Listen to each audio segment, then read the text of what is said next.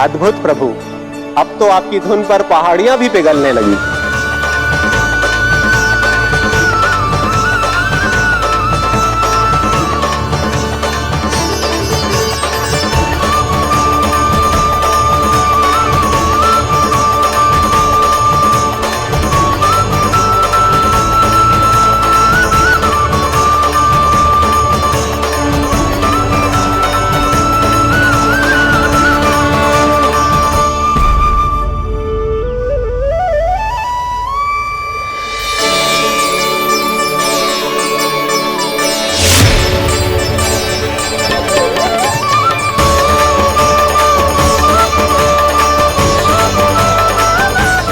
देखते ही देखते पूरी पहाड़ी बावरियल होकर पिघलने लगी है। प्रभु मुरली बजाने में खो गए हैं और उनके साथ ही खो गए हैं सभी सुनने मनुष्यों, पशु पक्षियों और देवताओं के ही नहीं, जड़ चेतन किसी के लिए को रोक पाना संभव नहीं होगा।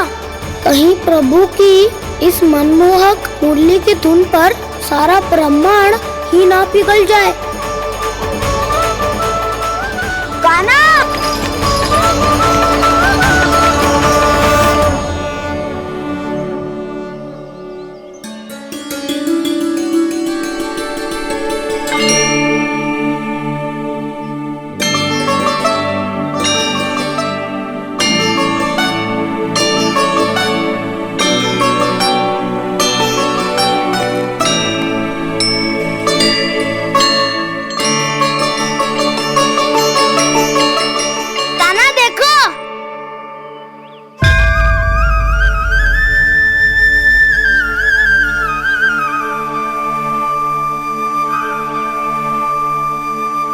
या तो आपके चरण का चिन्ह बन गया है प्रभु।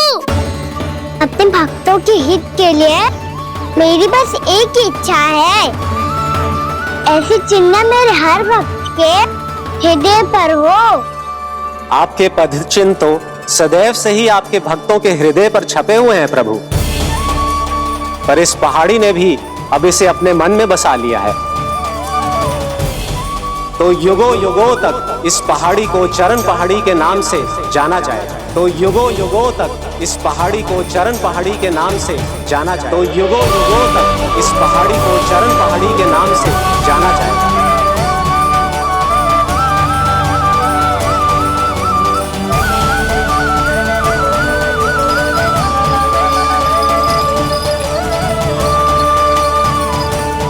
कान्हा, तो हमारे पास से वहाँ कैसे चले गए हो? हमें तो पता भी ना चलो। मैं कहीं ना गया था उज्जवल, और ना ही कहीं जाऊंगा। सदैव यही रहूंगा मैं, तुम सबके पास, तुम सबके मन में। हर एक कोई असुर मुझे तुम सबसे दूर ले जाने का कितना भी प्रयास क्यों ना कर ले।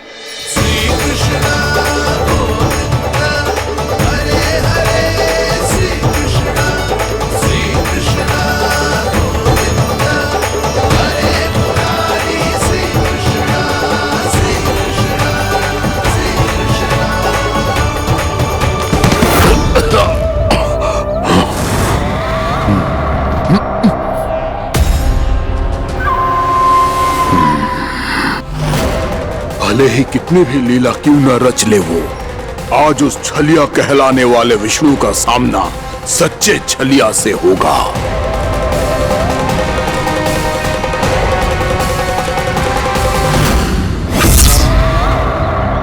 कान्हा, तू कहाँ भटक गया हो? तो नहीं सखा, मैं तो भटके हुए को मार्ग दिखाया था।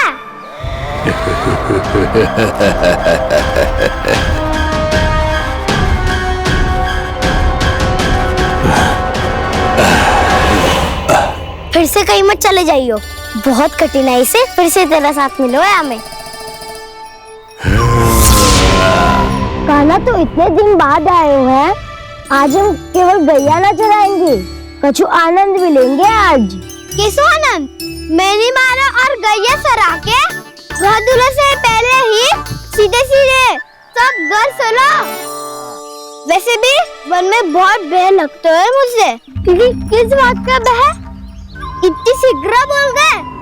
अभी कुछ दिन पहले ही तो उस ससुर और देवता में कितने भीषण युद्ध हुआ था। हाँ, हम शीघ्र घर जाएंगे।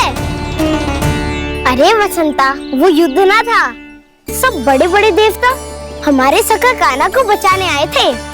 तू ही सोच, जिसकी रक्षा सारे भगवान मिलके एक साथ करते हैं, वो कान्हा हमारे साथ है तो फिर हमें कैसा भय?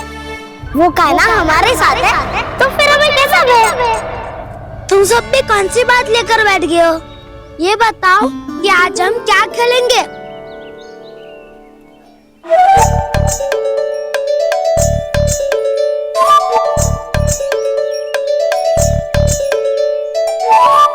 चोर प्रहरी खेले। चोर प्रहरी? हाँ, इस पे एक जन प्रहरी बनते हैं और शेष बनते हैं सब चोर। और चोर का कार्य होगा भागना और छुपना, और प्रहरी का कार्य होगा चोर को पकड़ लेना। अरे वाह कान्हा, क्या खेल बताया है। इसमें तो बहुत आनंद आएगा। ये खेल भले ही तुम सब खेलोगे बालकों, पर आनंद तो मैं ही लूंगा।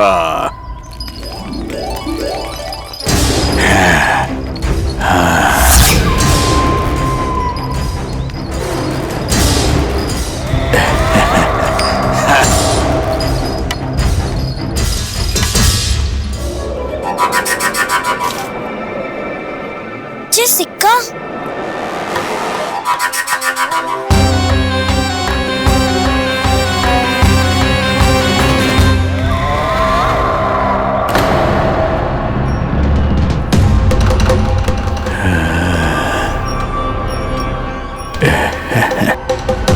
कौन है तुम? छलिया, मायावी छलिया।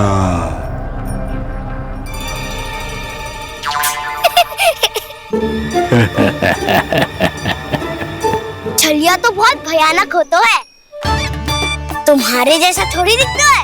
हाँ। मुझे मूर्ख समझते हो तुम? 100 छलियाएं देखे हैं मैंने। हाँ। पर मैं उनसे ना घबराता हूँ, उनको मुझसे भय लगता है। हाँ? सच? और नहीं तो क्या, मैं हूँ इतना अनोखा, इतना वीर। तुम्हें विश्वास ना हो रहा है तो चलो मेरे सखाओं से पूछ लो।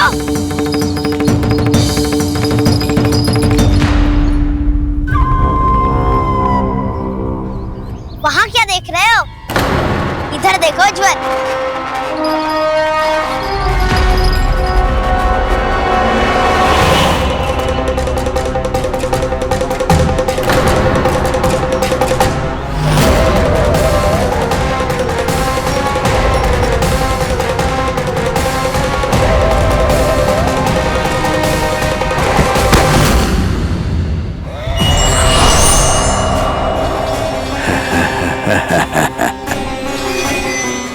सौ छलिए देखे हैं इसने।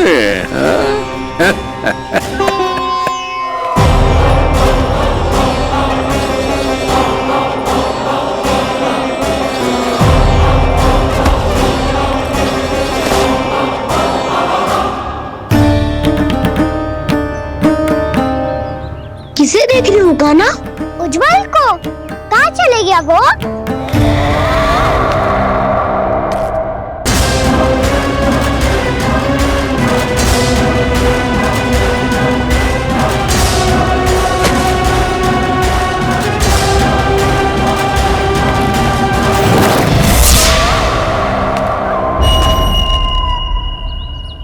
चिंता मत करो कान्हा, उज्जवल यहीं का ही होगा, आ जाएगा। क्या हो गया कान्हा? तूने कही थी ना कि हम चोर प्रहरी खेलेंगे, तो खेल क्यों ना रहो? तुम्हारी प्रतीक्षा कर रहे थे। वैसे तुम कहाँ रह गए थे?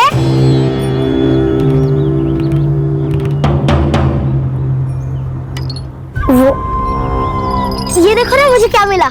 सिक्का।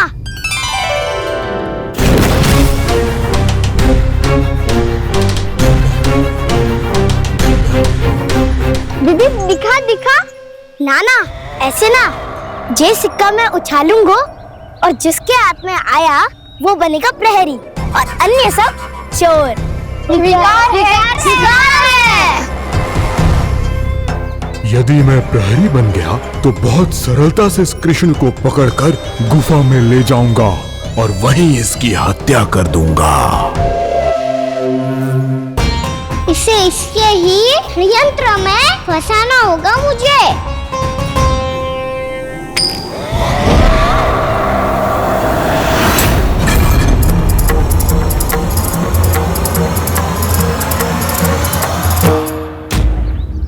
मैं प्रहरी, तुम सब चोर। कोई बात नहीं कृष्ण, अब इस उज्जवल की तरह पहले तुम्हारे सारे सखाओं को फंसाऊंगा मैं और फिर ले जाऊंगा तुम्हें।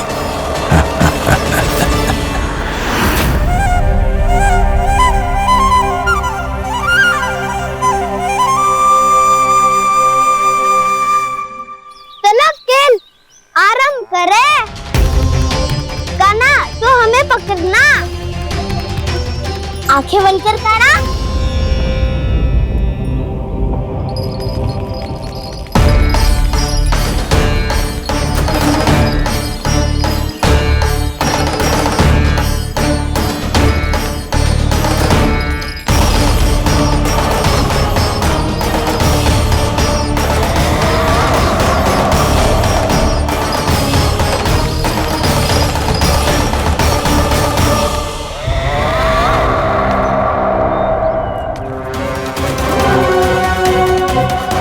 अकेला रह गया ये, अब फंस गया ये। सुबल।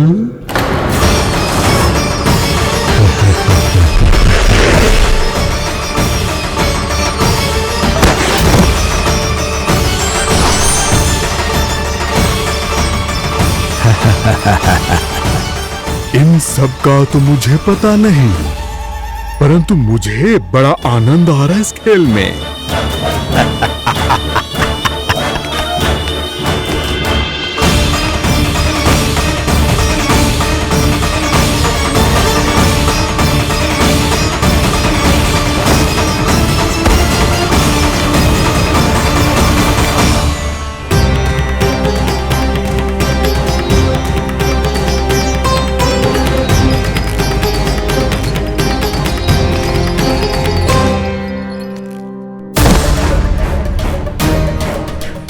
बसंता,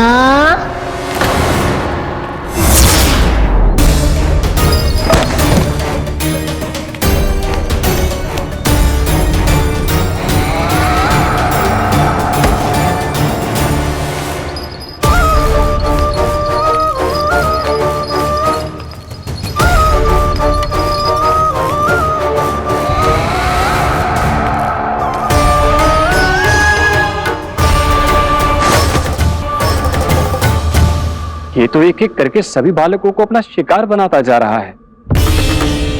प्रभु ऐसा क्यों करने दे रहे हैं? प्रभु की हर लीला का कोई ना कोई उद्देश्य होता है। यदि वो इस असुर को इन निर्दोष बालकों पर अत्याचार करने से नहीं रोक रहे हैं तो इसका भी कोई ना कोई कारण अवश्य होगा।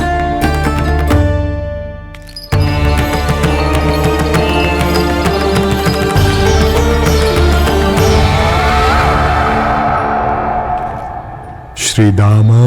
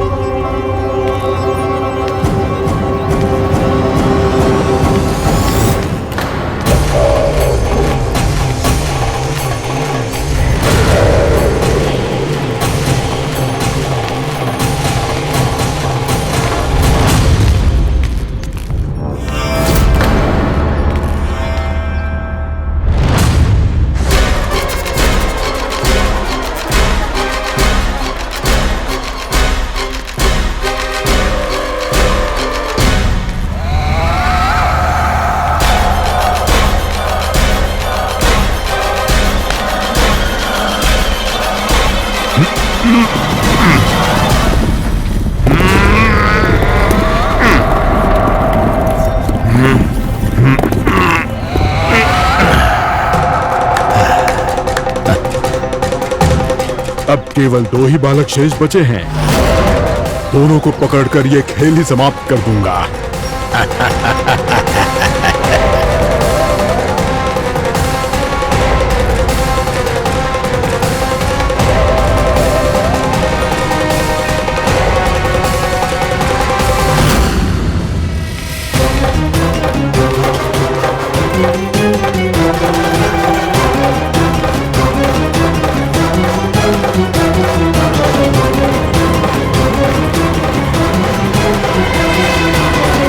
ये तो छलिया है, मायावी छलिया। मेरे सभी सखाओं को शिकार बना लिया इसने। मैं इसे नहीं छोड़ूंगा। कान्हा,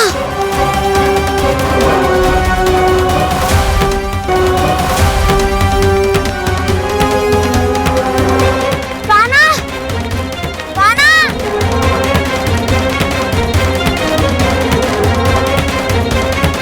कान्हा, ताऊ,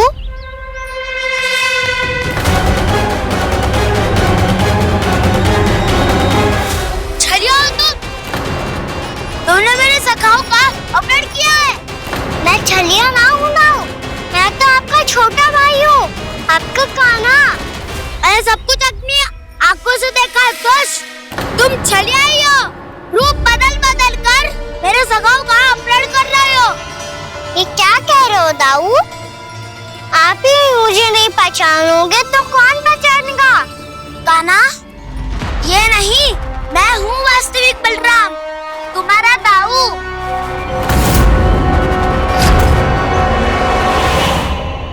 इसके भौकाल में मत आना कान्हा, ये चलिए।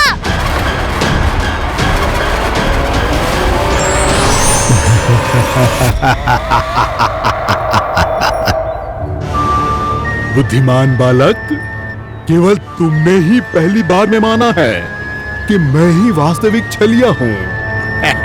पर हम तुमसे भयभीत नहीं है दस। इसी क्षण हमारे सखाओं को मुक्त कर दो। अच्छा, यदि इतना ही क्रोध आ रहा है तो जाओ, छुड़ा लो अपने सखाओं को।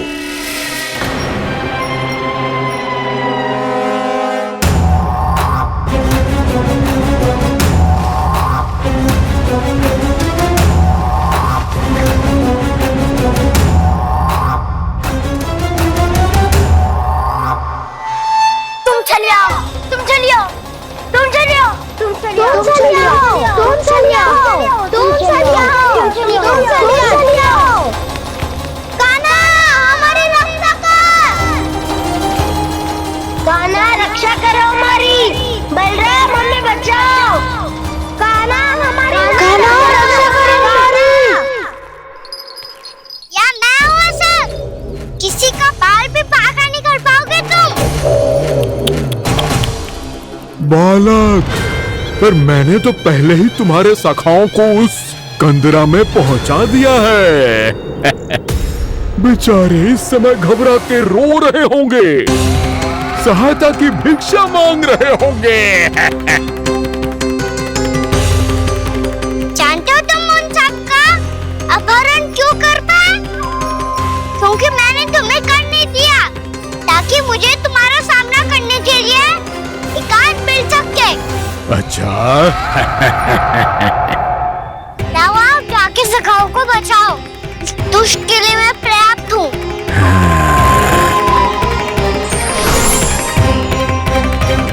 कान्हा, पीछे मुड़ के मत देखना कान्हा।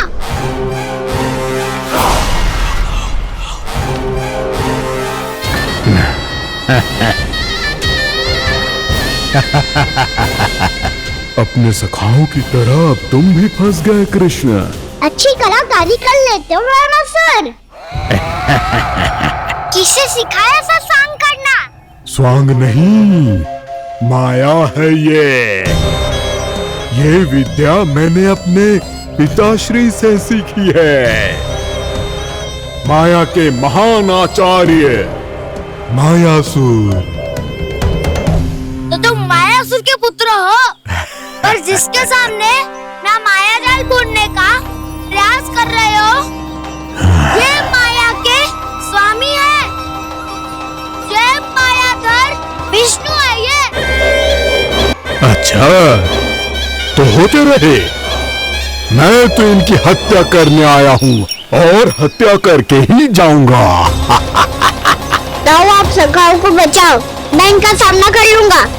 पर कान्हा, अभी आप ही ने तो कहा था माया का स्वामी हूँ मैं।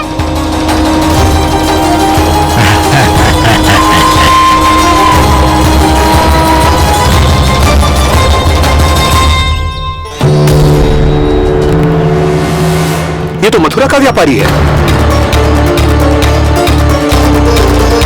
इसको अर्थ वो जो था वो सच में छलिया हो तो कहीं वो नंदोत्तरा पहुंच गया।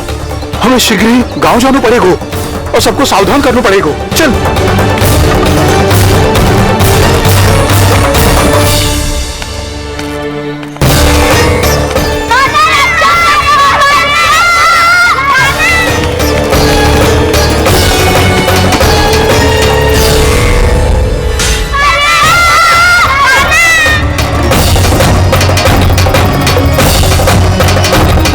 यदि तुम्हें लग रहा है कि मेरे छल के वार से बच गए हो तो मुझसे भी बच जाओगे। ये तुम्हारी सबसे बड़ी भूल है कृष्ण।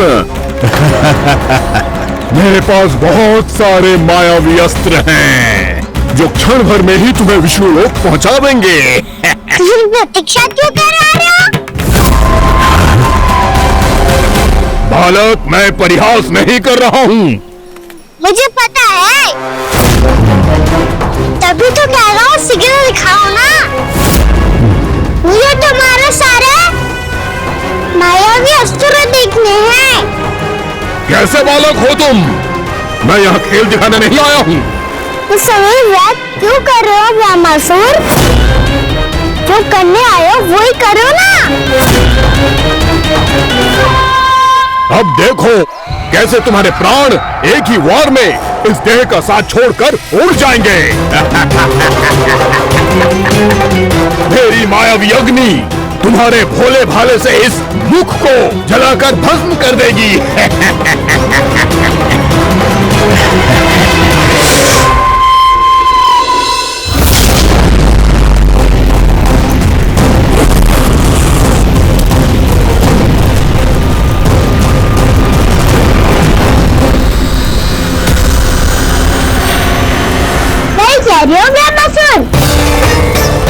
भोला बाबा तो दिखता हूँ मैं, मैया भी यही कहती है।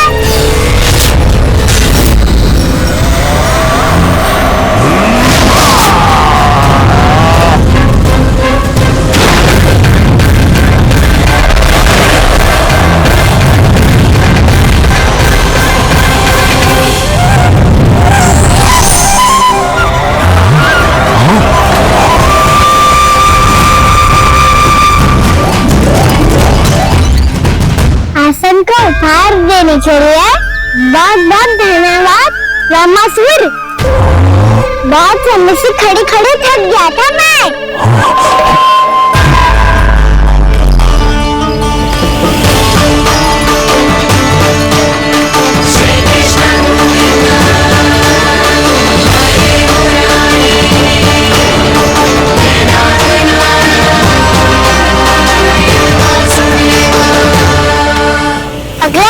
दिखाओ ना।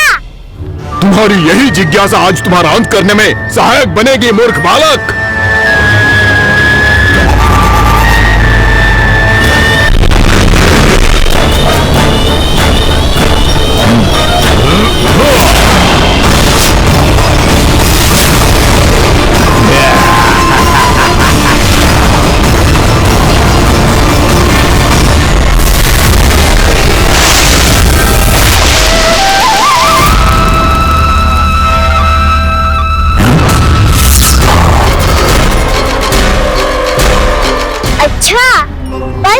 प्रक्षालन करना चाहती थे तो पहले क्यों नहीं बताया?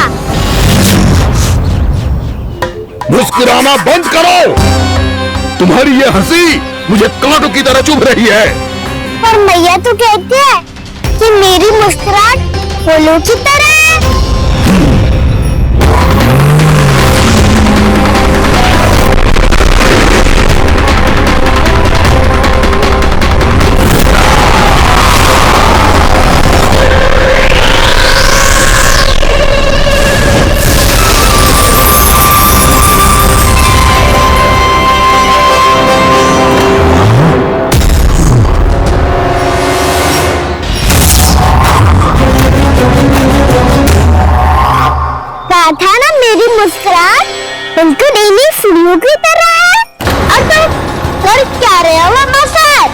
कभी आसन दे रहे हो, कभी पद प्रक्षालन कर रहे हो और अब फूल भी चढ़ा दिया है। तुम मुझ पे वार करने आए हो कि पूजा करने? तुम्हारी पूजा तो मैं अब ऐसी करूंगा कि तुम मृत्यु के बाद भी मुझे भूल नहीं पाओगे बालक।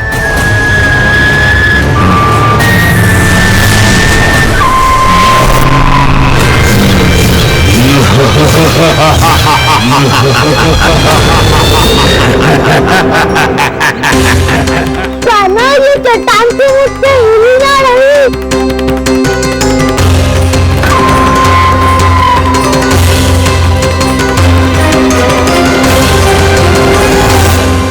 अभी कंदरा के अंदर कुछ क्षणों में ही प्राण वायु समाप्त हो जाएंगे। तुम्हारे सारे सखा एक एक कर अपने प्राण त्याग देंगे और तुम्हारा वध करूंगा मैं।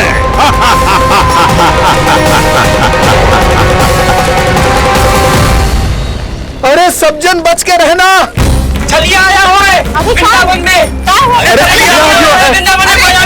अरे क्या हुआ? कौन छलिया? मायावी छलिया, सबको छलता है वो। हाँ, कुछ भी कर सके है वो। बहुत भयानक। अरे भानु, ठहर जरा, क्या हुआ? बहुत भयानक है वो, बच के रहना सब लोग।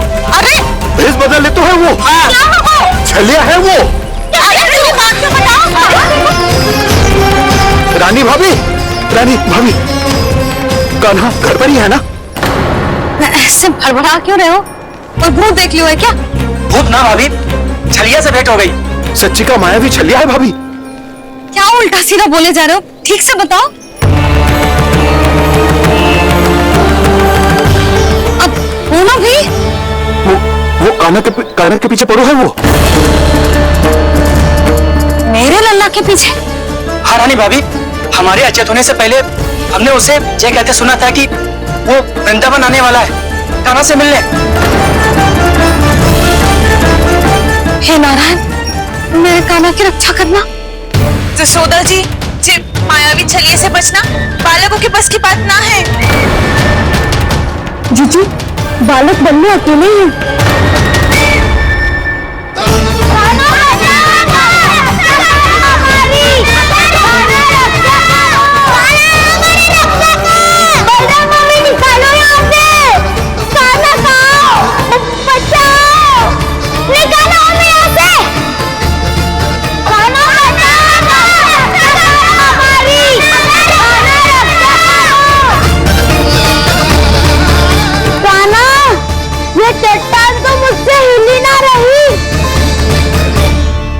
यदि मैं माया का स्वामी हूँ तो आप भी बल के स्वामी हो। ताऊ, अपनी क्षमता, अपना सामर्थ्य स्मरण करो।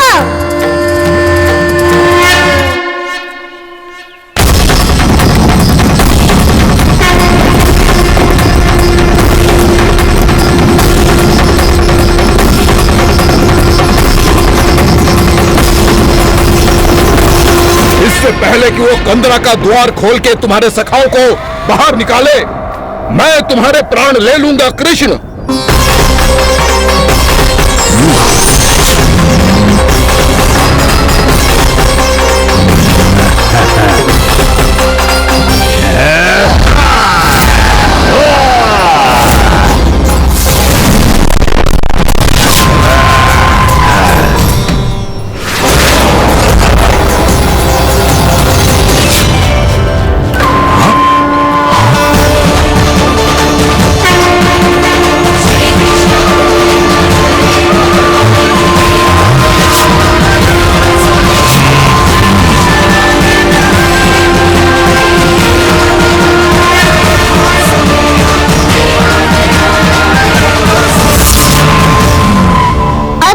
पूजा करोगे ब्रह्मासुर?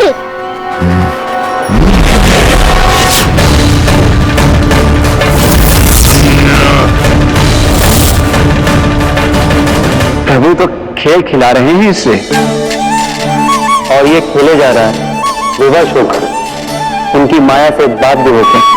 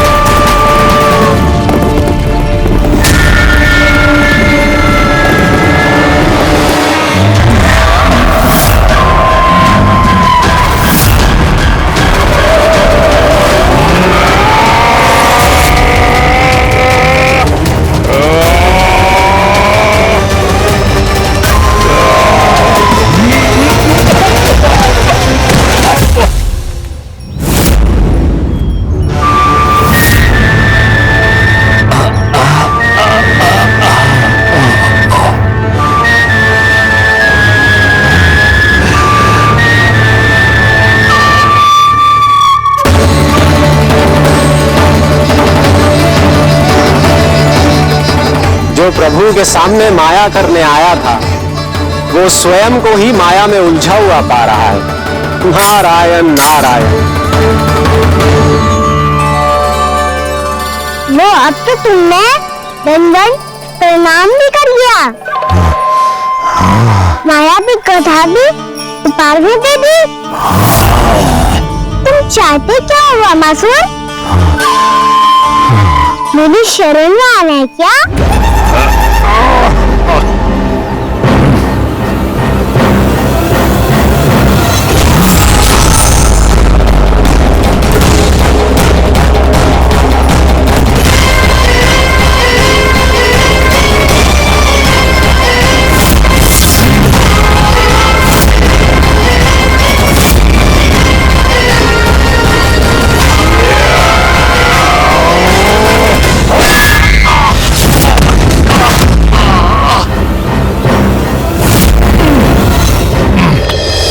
सोच विचार का समय ना है हमारे पास। अपने बालकों की रक्षा के लिए इसी क्षण में निकलना होगा। और वो छलिया किसी का भी रूप धारण कर सकता है। सुलक्षणा तेरा, शांति तेरा या मेरा, किसी का भी रूप धारण करके हमें भ्रमित कर सकते हो। इसीलिए हमें सतर्क रहना होगा। समझ आई? चलो।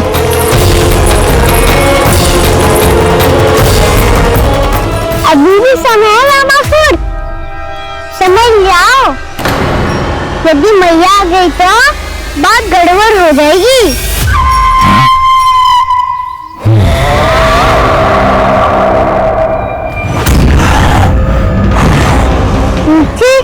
का कोई लाभ नहीं होगा। वामासुर स्मरण करो, तुम कौन हो? मायासुर का पुत्र हूँ मैं, अपने स्वामी महाराज कंस का सेवक हूँ और तुम्हारा हूँ मैं काल।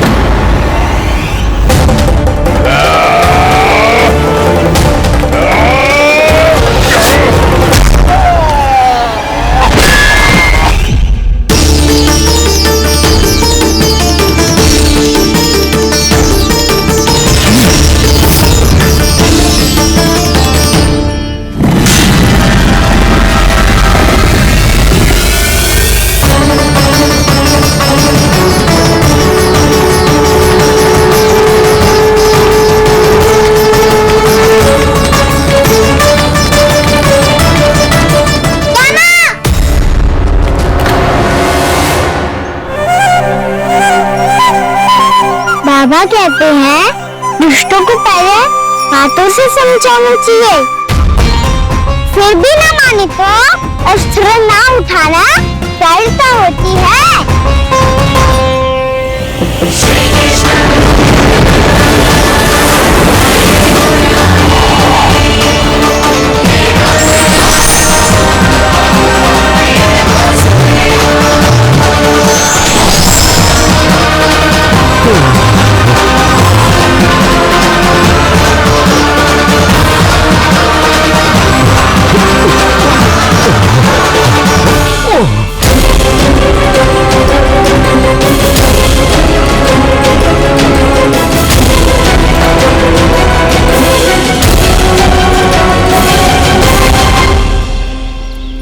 बता दो मुझे, अपने बाबा के स्वरूप को हानि नहीं पहुंचाओगे?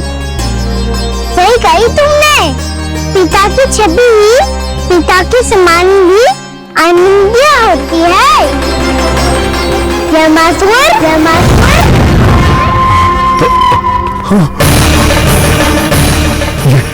मैं अपने वास्तविक रूप में कैसे आ गया?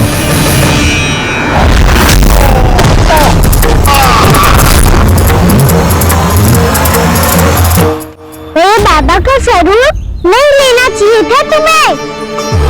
मैया ने सिखाया है उनको क्षमा किया जा सकता है, पर जानबूझ के किए गए अपराध के लिए दंड ही एकमात्र निकाल होता है।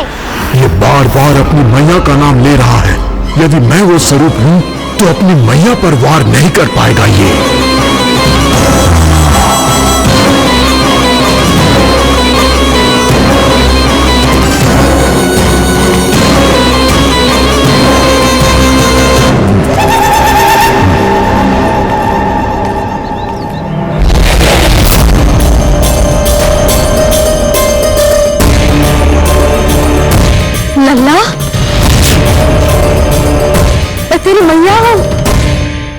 मैया को मारेगा? बच गया। समझाया था पर तुमने एक बार मुझसे मूर्ख था कर दी। इस पर तुमने पहले से भी बड़ी और पहले से भी भयंकर किए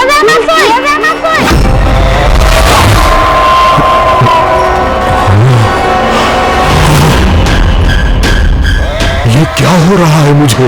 बार बार मेरा रूप क्यों बदल रहा है? ममता को समझे बिना अधिक समय तक मैया का स्वरूप हरण कर नहीं रख पाओगे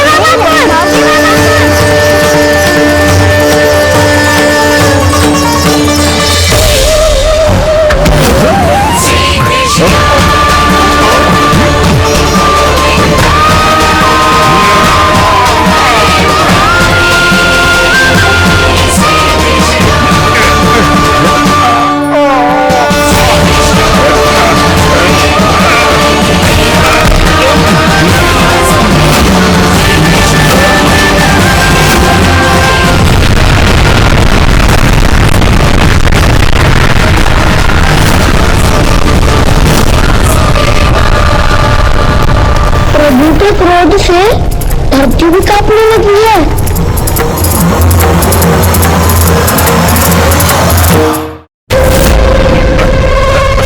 पुत्र को मारने के उद्देश्य से एक मां का रूप लिया तुमने। ये ममता का और मेरी मैया का अपमान है।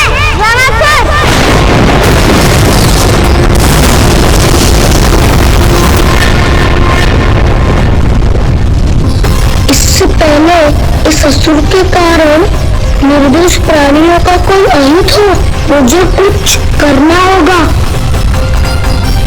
यदि मैं माया का स्वामी हूँ तो आप भी बल के स्वामी हो। दाऊ, अपनी क्षमता अपना सामर्थ्य स्मरण करो।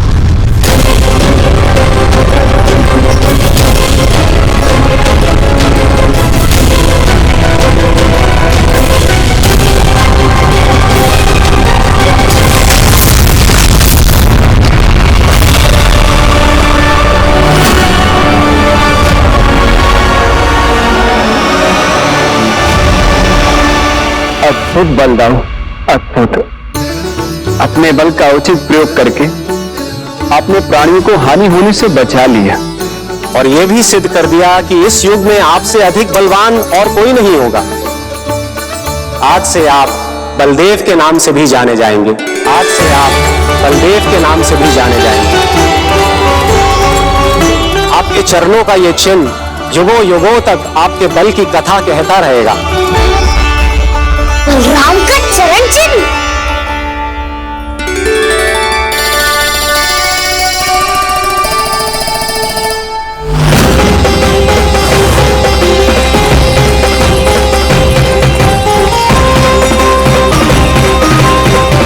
मेरी माया से आज तक कोई नहीं बच पाया है। एक बार मुझे छोड़कर देखो, फिर पता चलेगा कि मैं हूँ कौन। पहले ये तो देख लो कि मैं कौन हूँ।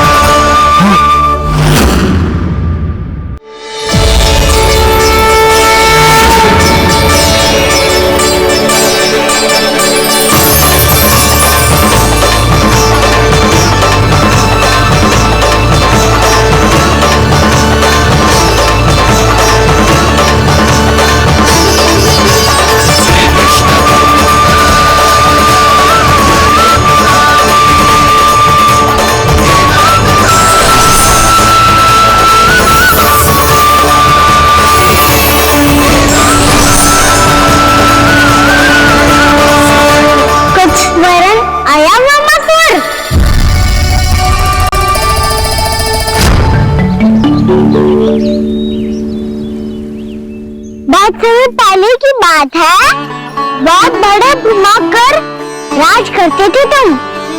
तुम्हें महान राजा भीमन के नाम से जाना जाता था। सब कुछ था तुम्हारे पास, पर शांति नहीं थी। इसीलिए शांति की खोज में अपना संपूर्ण राज अपने पुत्रों को सौंप कर मलय पर्वत की ओर चल दिए। अनेक वर्षों की तपस्या के बाद तुम्हारे तप की कीर्ति चारों ओर फैलने लगी और फिर सच्चे तपस्वी के रूप में तुम्हारी ख्याति से प्रभावित होकर महर्षि उलट तुमसे भेंट करने आए। राजा भीमरथ, आपने ईश्वर की प्राप्ति के लिए सब कुछ छोड़ दिया, पर अपना अभिमान नहीं छोड़ पाए। इसीलिए मेरे आगमन पर सम्मान के साथ खड़ा होना तो दूर, मेरा अभिवादन भी नहीं किया। अभिमान तपस्वी का गुण नहीं होता है राजन, अभिमान राक्षसी गुण है। इसलिए मैं आपको श्राप देता हूं कि आप अगले जन्म में एक राक्षस के रूप में जन्म लेंगे, एक राक्षस के रूप में जन्म लेंगे। मुझे क्षमा कर दीजिए महर्षि, मैंने जानबूझकर आपका अपमान नहीं किया है। मैं तो यहाँ पर शांति की खोज में आया था। अपने भीतर के संसार में गहरे सोच विचार में डूबा हुआ था मैं। मुझे क्षमा कर दीजिए महर्षि, मुझे क्षमा कर दीजिए। अपनी भूल का आभास प्रायश्चित की ओर पहला पग होता है। मैं अपना श्राप तो वापस नहीं ले सकता, परंतु आपको एक वचन अवश्य दे सकता हूँ। जब भी प्रभु नारायण का अवतार होगा, आपको उचित समय पर वो वरदान देंगे जिसकी आप लंबे समय से प्रतीक्षा कर रहे हैं।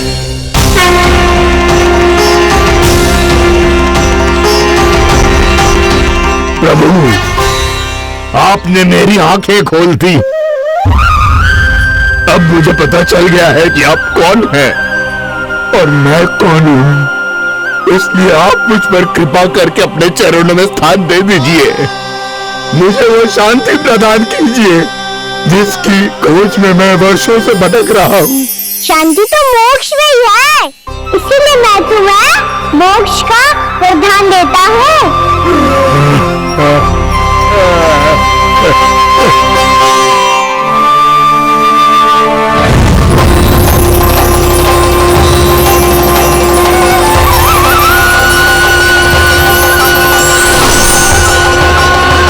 प्रभु की ये लीला सदैव स्मरण रखी जाएगी। इस स्थान को इनका आशीर्वाद मिलेगा और इस कंदरा को व्योमासुर की कंदरा के रूप में पहचाना जाएगा। भविष्य में अनेक ऋषि मुनियों की शरण स्थली बनेगी ये कंदरा।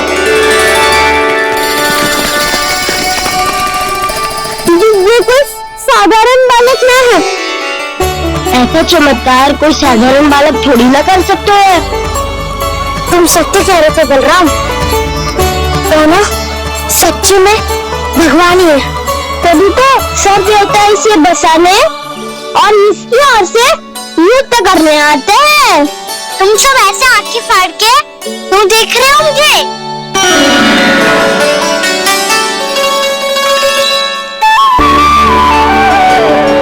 बलराम, तुम बलवान हो और कान्हा भगवान है।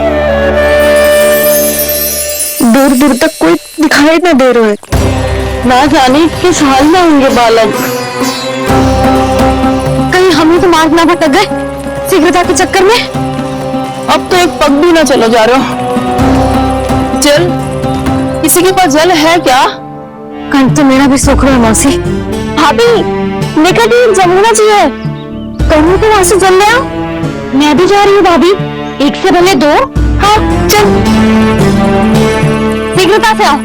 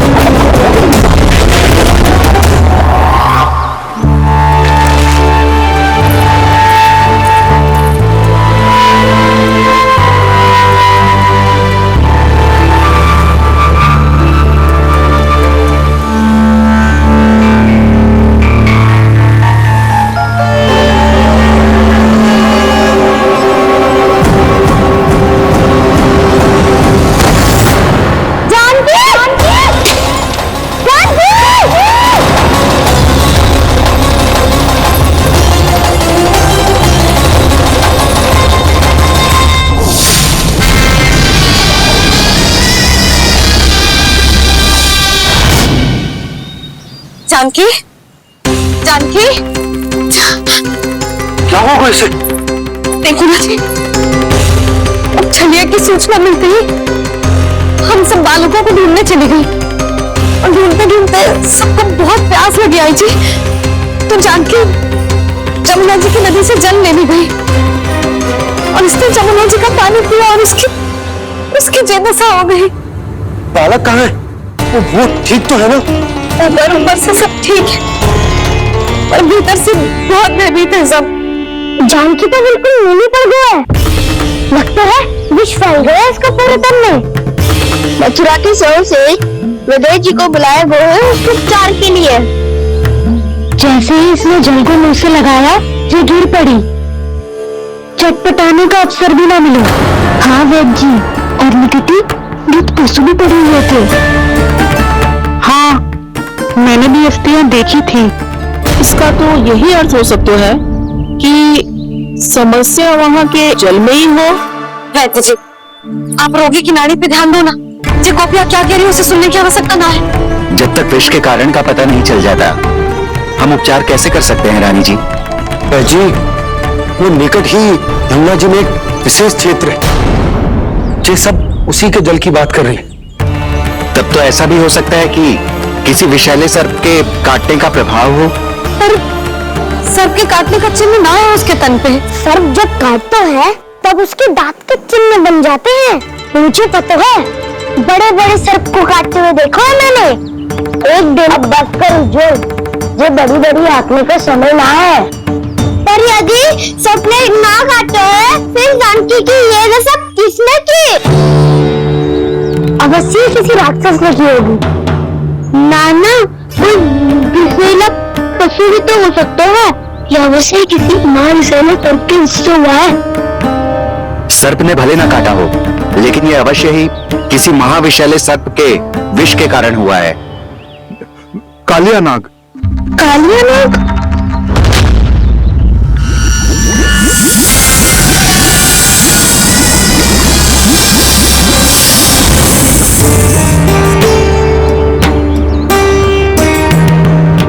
संकेतों से तो ऐसा लगता है कि जानकी ने कालिया नाग के क्षेत्र के विशाल जल पी लिया है।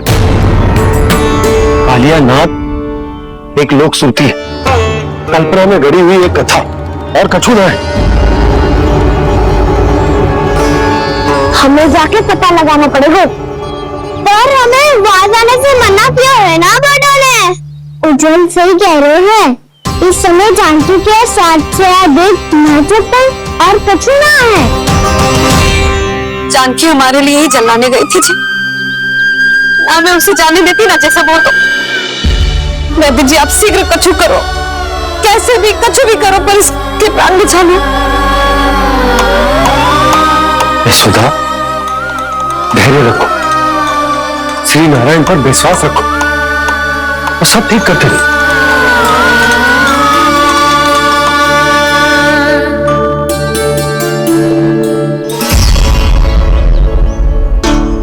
विष की काट की मेरे पास जितनी जड़ी बूटी थी मैंने सब अर्क बना के पिला दी, पर इसकी दशा में अभी तक कोई सुधार नहीं दिख रहा है।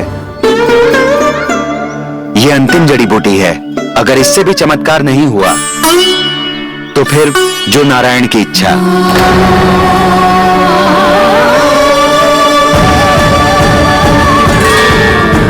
पर कोई तो उपाय होगा जानकी को बचाने का।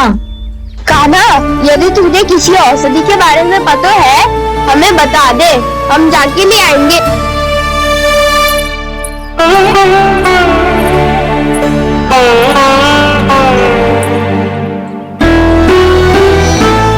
हे नारायण, हे प्रभु, मेरी जानकी के प्राण बचा लो प्रभु। क्या तो मैं अपने आप को कभी क्षमा न कर पाऊंगी? जी सारी मेरे ही कारण बनाई थी। उसकी रक्षा करो प्रभु, मेरी पुकार सुनो। कान्हा, तूने हमें वक्रासुर से बचाया था ना? और वक्रासुर से भी तो, और छल्ले से भी तो तुम्हें बचाया था ना हमें।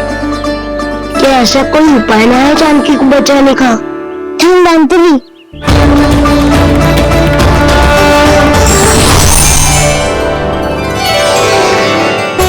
मैं आ गया हूं प्रभु, चिंता मत कीजिए, आपके आदेश का पालन अवश्य होगा। यशोदा मैया,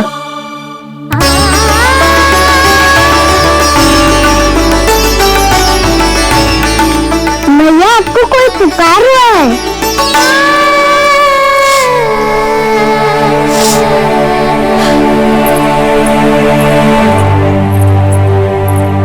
चिंता मत करो मैया, अब धन्वंतरी जी आ गए हैं, वो सब संभाल लेंगे। धन्वंतरी जी कौन है? जिन्होंने संसार का आयुर्वेद दिया, आरोग्य की देवता, श्री नारायण के अवतार।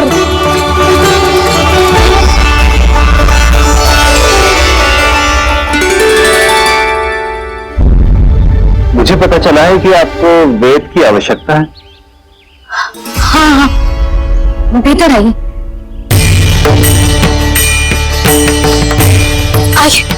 आइए माता जी, जय। मथुरा का सर्वश्रेष्ठ वैद्य अर्थात मैं यहां आ चुका हूं और रोगी को जितनी औषधि की आवश्यकता थी सब दे चुका हूं।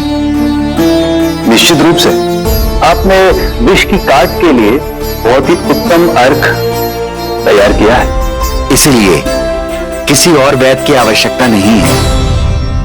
किंतु आप अकेले कितना कुछ करेंगे वैद्यराज, मुझे अपना सहायक ही बना लीजिए।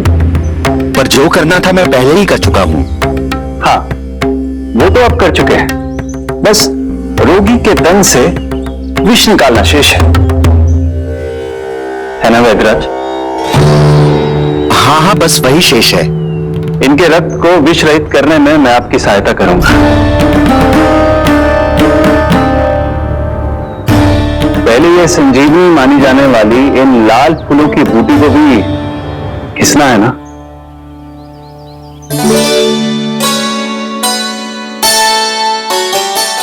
हाँ हाँ, तुम सही कह रहे हो, इसे अच्छे से घिसो।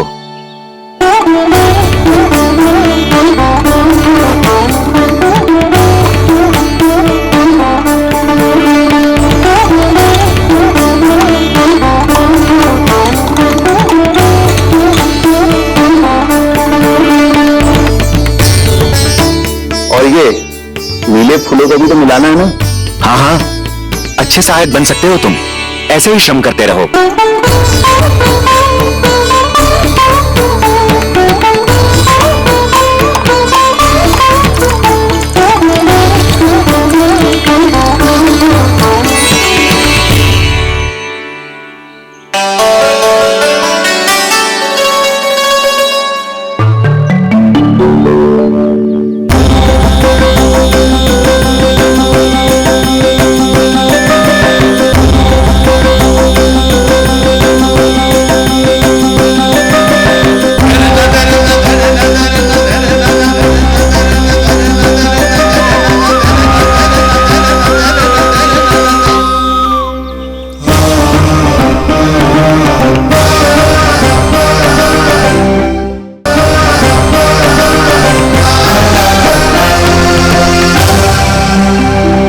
जानकी स्वस्थ तो हो जाएगी ना धन्वंतरी जी?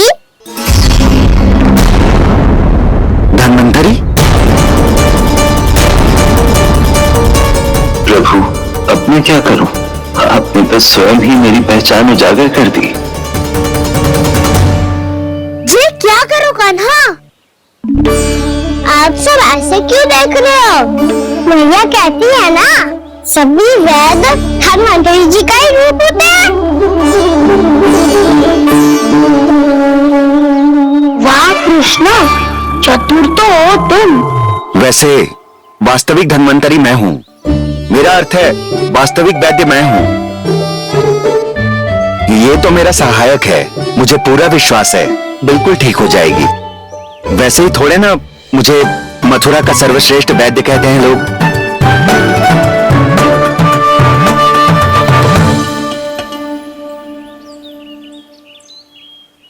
जसोदा भाभी, जसोदा जी, जानकी को चेतना आ गई। जानकी, जानकी, जानकी, तू ठीक है ना? क्षमा करना भाभी, मैं आपके लिए जल ना ला पाई। बस बहुत भूख लगी है। मैं अभी कुछ लाती हूँ। जानकी, माखन खाओगी?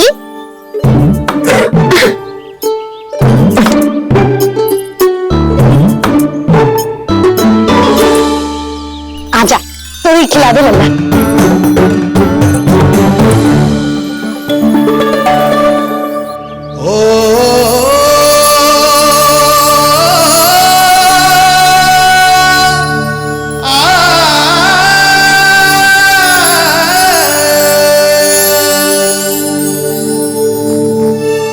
तुम सब मेरे लल्ला को माखन छोड़ कहती हो ना? आज देखो, अपना ही माखन जानकी को खिला रहे हैं।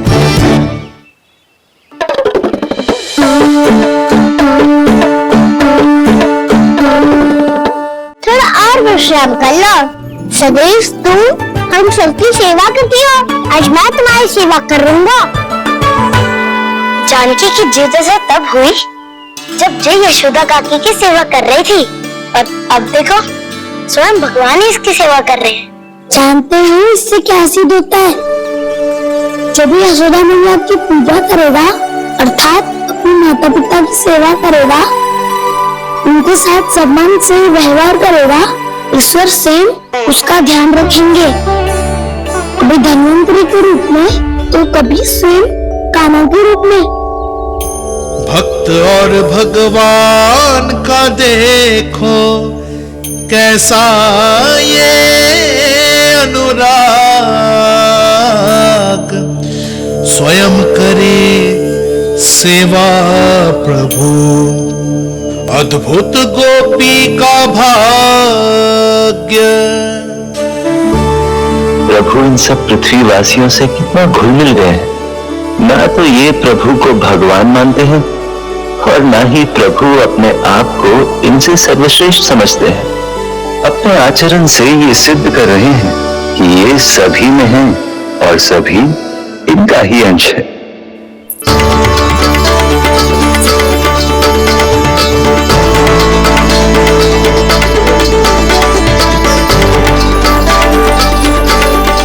प्रभु,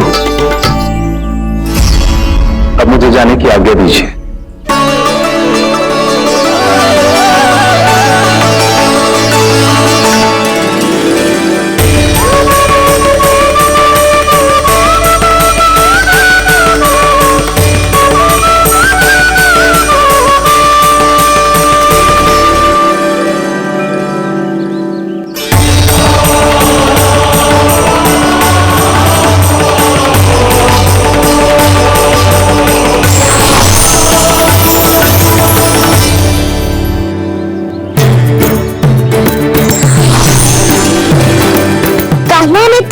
सच्ची में धन्वंतरी जी को बुला लिया था।